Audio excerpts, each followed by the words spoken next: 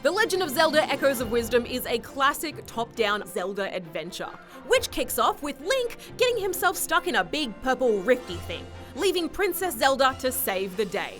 That's right, you won't be able to smugly correct people who say you play as Zelda in Zelda games anymore, because now you do.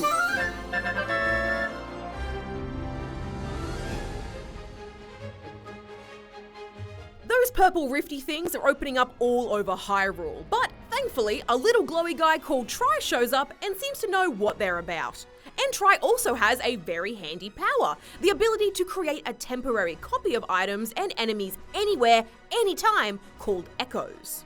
Much like tearing through Tears of the Kingdom in whatever wacky contraptions you could come up with, messing around with the Echoes often feels an awful lot like cheating, and it's fantastic. It's almost like using a command menu to spawn any item you want in-game. I gotta say, Zelda has become a series that I can't predict anymore, and I love to see it. They're embracing big, creative, and empowering ideas that give players a borderline game-breaking sandbox of tools to tackle any problem they throw at us, where there's no wrong solution, so long as you get the job done. Typical game barriers are often just thrown out the window. Oh, there's a chest in that little grove surrounded by trees? Well, screw trying to find the entrance, just spawn some echoes and climb right over the damn thing. Of course, this is a Zelda game though, so it cleverly only lets you do exactly what it wants you to do by deliberately limiting your echoes in a few ways to stop you from just breaking the game.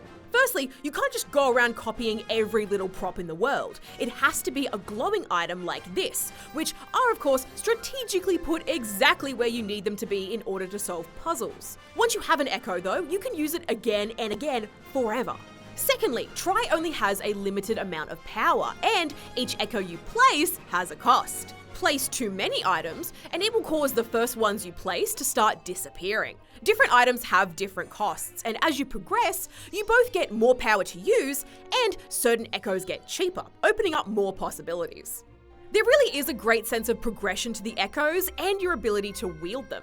For example, a good chunk are just ways for you to either climb up or across things. Early echoes, like tables, let you create a basic step structure, and the extra length of beds lets you build bridges.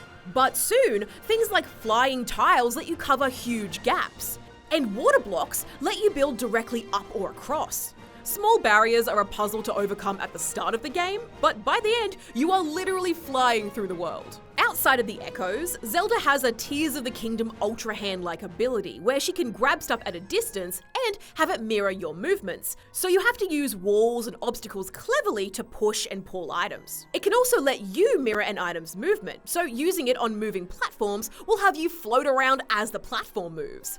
This seems like the kind of thing that would create loads of interesting puzzles, but there's less than a handful of times this ability actually comes into play. Maybe more creative players will find ways to use it that I missed though. Overall, the puzzles themselves are pretty easy, but satisfying to solve. Since you often have a variety of ways to tackle them, it's never hard to find a solution. For example, there was one stealth section that was giving me so much grief until I remembered I had a flying tile and could literally just fly over all the guards. There was one puzzle that had me completely stumped. I'm talking the kind of stumped where you start thinking maybe the game is bugged or that I just have to call it quits and admit the game beat me. But after what felt like hours of throwing myself at the problem and trying everything, I eventually came up with some janky solution that got me past it. Turns out there was a simple solution the game tried to teach me a second ago that had just gone right over my head and would have let me solve it in 2 seconds. But it didn't matter, I still solved it. My solution was completely wrong, but I solved it in my painfully dumb way. And you know what? That's awesome. Really, half the challenge just comes from keeping a mental tab on what your ever-expanding library of echoes can do. And by the end, you will have a lot of them. Thankfully, you can organize them by handy categories like last used, last learnt, or most used. You'll likely find you end up with 10 or so go-to echoes that can solve 90% of your problems, which does make it feel like there's a lot of pointless echoes. I mean, honestly, I didn't even bother trying half of them. When it it comes to combat, Zelda herself isn't much of a fighter and can only do a weak little spin attack that can pretty much only cut grass. Thankfully, you can copy any defeated enemy and spawn them in to fight for you though.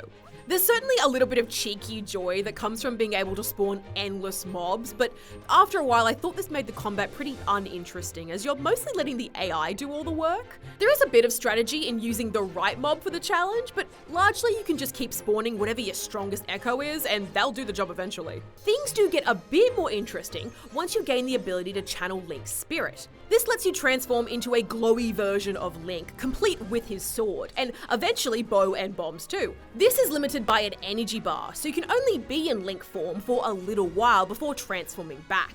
You can refill that bar though with potions and smoothies, and when you're inside Echoes of Wisdom's version of Dungeons and Temples, rifts.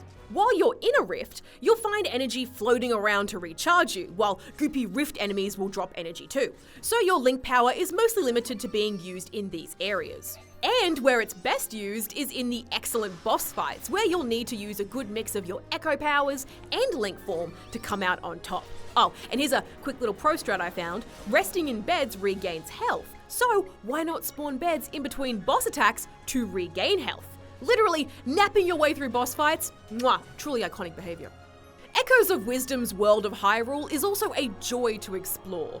It manages to feel like a big epic land, but still cozy enough to never feel like a drag to navigate, with plenty of fast travel points. I also just love the depth of field, tilt-shift visual effect, and everything has a clean kind of plasticky shine, which makes it feel like you're playing around with a little Zelda toy set.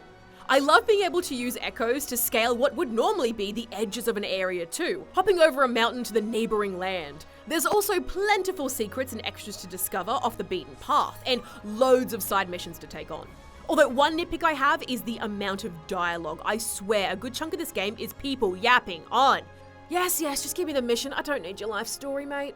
It's mostly worth sitting through it all though, as you can get some upgrades that can massively help you out, like extra heart containers, trinkets that can boost stats, like doubling your jump height, as well as crystals you can spend to upgrade your Link combat form. I will say though, most of the rewards are either a few rupees or just some ingredients you can use to make smoothies with, which can feel a little underwhelming. I mean, cue epic Zelda chest opening music and... it's kelp. Great. I really needed that.